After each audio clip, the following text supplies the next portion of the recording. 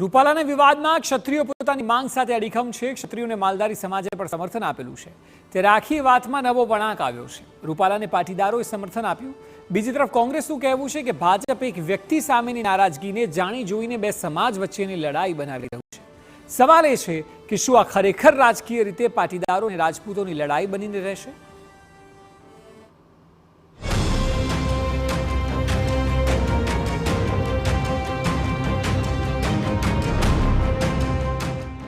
રૂપાલા વિવાદમાં નવો વળાંક।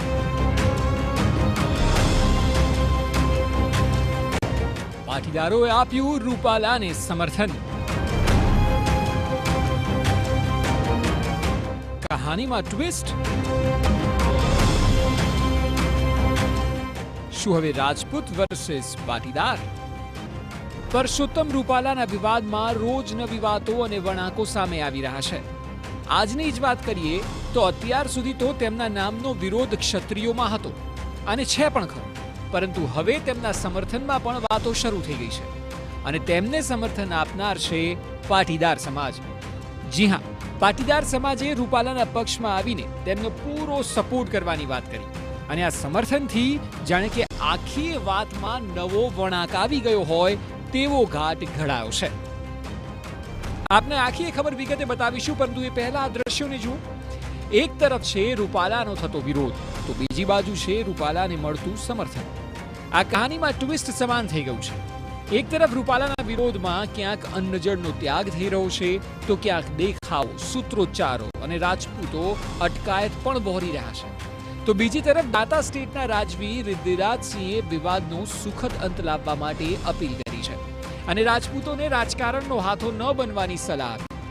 તો સોશિયલ મીડિયામાં રૂપાલાના સમર્થનમાં એસપીજીએ અભિયાન શરૂ કર્યું છે। તો રાજકોટમાં પણ રહીશો ખુલીને રૂપાલાના સમર્થનમાં આવી રહ્યા છે। આમ હવે રૂપાલાના વિવાદિત નિવેદનનો મુદ્દો રાજનીતિનું કારણ બની રહ્યો છે। એક તરફ વિરોધનો બંટોળ છે, તો બીજી તરફ પ્રચંડ સમર્થન પણ છે। હવે આ વિવાદ ક્યાં જઈને અટકે છે તેના પર ગુજરાતભરમાં સૌ કોઈની મીટ મંડાયેલી છે। વિરોધ વચ્ચે રૂપાલાને સૌરાષ્ટ્ર સરદાર પટેલ ગ્રુપનું સમર્થન મળ્યું છે। આ અંગે સરદાર પટેલ ગ્રુપના અધ્યક્ષ કલ્પેશ રાકે નિવેદન આપ્યું।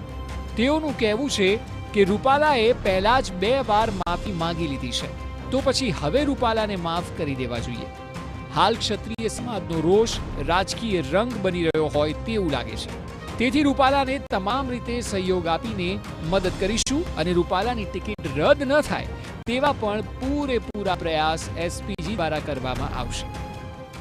પરસોત્તમભાઈ રૂપાલાએ જે નિવેદન આપ્યું છે કે પ્રોગ્રામમાં કે બેન દીકરીનો એ વિશે પણ ના બોલવું જોઈએ, એ બાબતે અમે અને પાટીદાર સમાજને પરસોત્તમભાઈ રૂપાલા પણ માફી માંગી છે। એકવાર નહીં પણ 2 વાર, એકવાર મીડિયામાં ને એકવાર ક્ષત્રિય સમાજના સ્ટેજ ઉપર આયોજનમાં તેમને તેમના પ્રોગ્રામમાં જઈને તેમને માફી માંગી। એ બદલ પરસોત્તમભાઈ રૂપાલાને માફ કરી દેવું જોઈએ। તેમ છતાં પણ જો તેમનો ક્ષત્રિય સમાજનો રોષ રહ્યો છે, એ રોષ ક્યાંક ને ક્યાંક રાજકીય રંગ આપી રહ્યું એવું લાગી રહ્યું છે। એસપીજી ગ્રુપ તમામ રીતે પરસોત્તમભાઈ રૂપાલાને તમામ રીતે સહયોગ આપશે અને તેમને મદદરૂપ થશે અને ટિકિટ રદ ન થાય એવા પણ અટાણે અમે પ્રતિબળો કામ કરી રહ્યા છીએ। જો કે આ તરફ પોરબંદરના કોંગ્રેસના ઉમેદવાર લલિત વસોયાએ આખાય મામલે 2 જાતિ વચ્ચે રાજકીય વોર કરાવવા માટે ભાજપને જવાબદાર ગણી અને ભાજપ ઉપર તેઓ દ્વારા આકરા પ્રહાર કરવામાં આવ્યા હતા। લલિત વસોયાએ કહ્યું કે ભાજપના લોકો રૂપાલા સામેની વ્યક્તિગત લડાઈને 2 સમાજ વચ્ચેની લડાઈ બનાવી રહ્યા છે અને આ બાબત વખોડવા લાયક છે। એ સાથે જ તેઓએ પાટીદારોને પણ અપીલ કરી હતી। સાંભળો। ભારતીય જનતા પાર્ટીના અમુક આગેવાનો આ ક્ષત્રિય સમાજની રૂપાલા સામેની વ્યક્તિગત લડાઈને 2 કોમ વચ્ચેની 2 સમાજ વચ્ચેની લડાઈ બનાવવા માટેનો જે હીન પ્રયાસ કરી રહ્યા છે, એ પ્રયાસને હું વખોડું છું અને સાથે સાથે મારા પાટીદાર સમાજને પણ વિનંતી કરું છું કે રૂપાલાજીને તમારે મત આપવો હોય તો આપો, તમારે રૂપાલાજીને સમર્થન આપવું હોય તો આપો, પરંતુ ખુલ્લા મેદાનમાં આવી અને ક્ષત્રિય સમાજને ઉશ્કેરવાનું એટલા માટે કહું છું કે રૂપાલાજીએ ક્ષત્રિય સમાજની બેન દીકરી ઉપર જે રોટી બેટીના વ્યવહારની વાત કરી છે, કદાચ કોઈ બીજા સમાજના આગેવાન પાટીદાર સમાજ વિશે આવું બોલ્યા હોય તો આપણું બધાનું પણ લોહી ઉકળી ઉઠે. આ તરફ અમરેલીમાં પણ કોંગ્રેસના નેતા પ્રતાપ દુધાતે ભાજપ પર આકરા પ્રહાર કર્યા.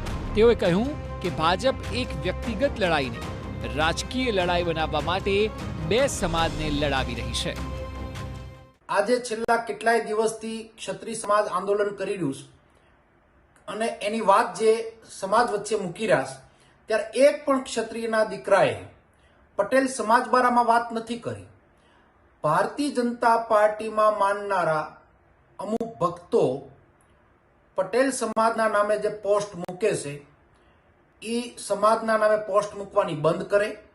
તમને જો રૂપાલાજી પ્રત્યે એટલો જ પ્રેમ હોય તો તમે એને ભાજપને સહકાર આપો, સરકારમાં તમે સાથ સહકાર આપો, પણ બે સમાજ વચ્ચે વર્ગ વિગ્રહ ન થાય એની આપ તકેદારી રાખો. આ તરફ દિલ્હીથી પરત ફરેલા પરસોત્તમ રૂપાલાએ પણ પત્રકારો સાથે એરપોર્ટ વાત કરી હતી.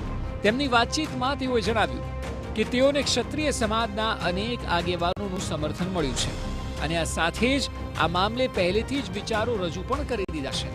હવે આ વિવાદને વધુ લંબાવવાની બિલકુલ જરૂર નથી. સાંભળો શું કહ્યું પરસોત્તમ રૂપાલાએ. અમારા સમર્થનમાં તમામ સમાજ છે જ. એમાં આપણે આવું કોઈ ક્ષત્રિય સમાજના ઘણા બધા આગેવાનોએ મારી સાથે સમર્થન જાહેર પણ કરેલું છે. મેં એમના નામે પણ બોલતો હતો ને અત્યારે પણ બોલી શકું, પણ એમ કરીને આ વિવાદની અંદર એને આગ હોમવાનું કામ કરવાનો મારો કોઈ આશય નથી. ક્યાંક ને ક્યાંક આ વિવાદને વધુ લંબાવવામાં આવી રહ્યો છે એવું લાગે છે.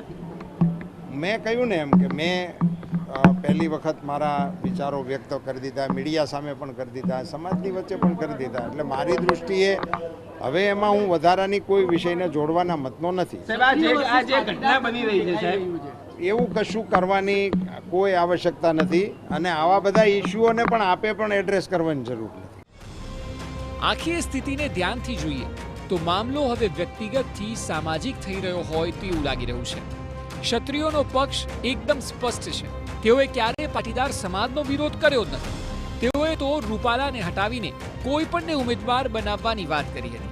પછી એ ઉમેદવાર ભલેને પાટીદાર સમાજનો જ કેમ ન હોય, પરંતુ અત્યારે કોઈ પણ સ્થિતિ કહો, પાટીદાર વર્સિસ રાજપૂતની રાજકીય લડાઈ શરૂ થઈ ગઈ છે.